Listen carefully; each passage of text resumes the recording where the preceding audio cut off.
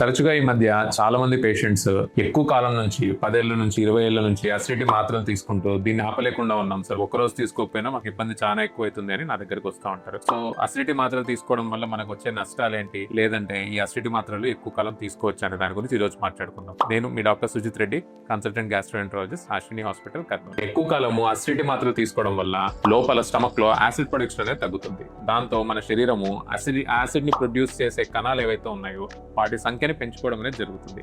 ఆ కణాలను కూడా మనం మందు ద్వారా దాన్ని స్టాప్ చేయడం అనేది జరగడుతుంది. ఒక్కసారి మనం మందు ఆపేసిన వెంటనే ఈ కణాల నుంచి మునుపటి కంటే ఎక్కువ యాసిడ్ ఉత్పత్తి అవడం వల్ల సిమ్టమ్స్ మునుపటి కంటే ఎక్కువగా కనపడడం అనేది జరుగుతుంది. దీనివల్ల చాలా మంది అసిడిటీకి సంబంధించిన మందులు ఆపలేకపోయి ఎక్కువ కాలం మందులు వాడతాం. సో అసిడిటీకి సంబంధించిన మందులు ఎక్కువ వాడడం వల్ల మనకు వచ్చే నష్టాలు ఏంటనే తెలుసుకుందాం. లాంగ్ టర్మ్ అసిడిటీ టాబ్లెట్స్ తీసుకోవడం వల్ల మనకు ప్రధానంగా 2 సైడ్ ఎఫెక్ట్స్ అనేవి ఉంటాయి.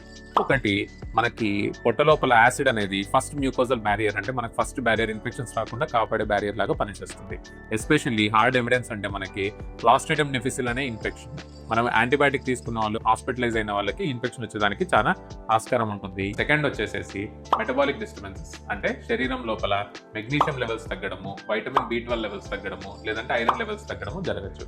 మెగ్నీషియం లెవెల్స్ అయితే ఎవరైనా కానీ కిడ్నీ ప్రాబ్లం ఉన్న వాళ్ళు కానీ, గుండె ప్రాబ్లం ఉన్న వాళ్ళు కానీ, డయూరిటిక్స్ అనే మందులు, మూత్రం ఎక్కువ వచ్చేదానికి మందు తీసుకునే వాళ్ళకైతే మెగ్నీషియం తగ్గే ఛాన్సెస్ ఇంకా ఎక్కువగా ఉంటుంది. అలాగే వైటమిన్ B12 డెఫిషియన్సీ, మనకి 2 ఏళ్ల పైబడి మనము అసిడిటీకి సంబంధించిన మాత్రలు తీసుకుంటా ఉంటే వైటమిన్ B12 డెఫిషియన్సీ వచ్చేదానికి ఛాన్సెస్ ఎక్కువ ఉంటుంది. అలాగే ఐరన్ అబ్జర్ప్షన్ కూడా, మనకి యాసిడ్ లెవెల్స్ అనేది ఇంపార్టెంట్.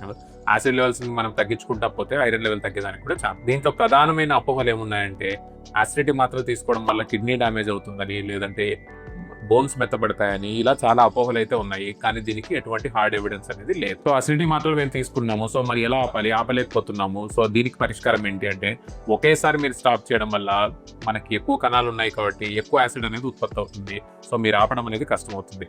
సో దీనికి పరిష్కారం ఏంటి అంటే, ఇనీషియల్గా మీరు 2 మాత్రలు, పొద్దున ఒకటి రాత్రి ఒకటి మాత్రం తీసుకుంటే దాన్ని ఒక పూట చేసుకోవడం 2 వారాలు. తర్వాత alternative medication H2 receptor blockers అని అంటాము. సో ఆ టాబ్లెట్స్ షిఫ్ట్ అవ్వడము, దాన్ని కూడా మొదట్లో 2 పూటలు తీసుకుంటే తర్వాత ఒక పూట తీసుకుంటే ప్రతి 2 వారాలకి క్రమేణా తగ్గించుకుంటూ వస్తే మనము ఈ అసిడిటీకి సంబంధించిన మాత్రలు ఆపేదానికి వీలైతే ఉంటుంది. సో మీరు ఇటువంటి ఇబ్బందితో బాధపడతా ఉంటే మీ దగ్గరలో ఉన్న గ్యాస్ట్రోఎంట్రాలజిస్ట్ని సంప్రదించండి.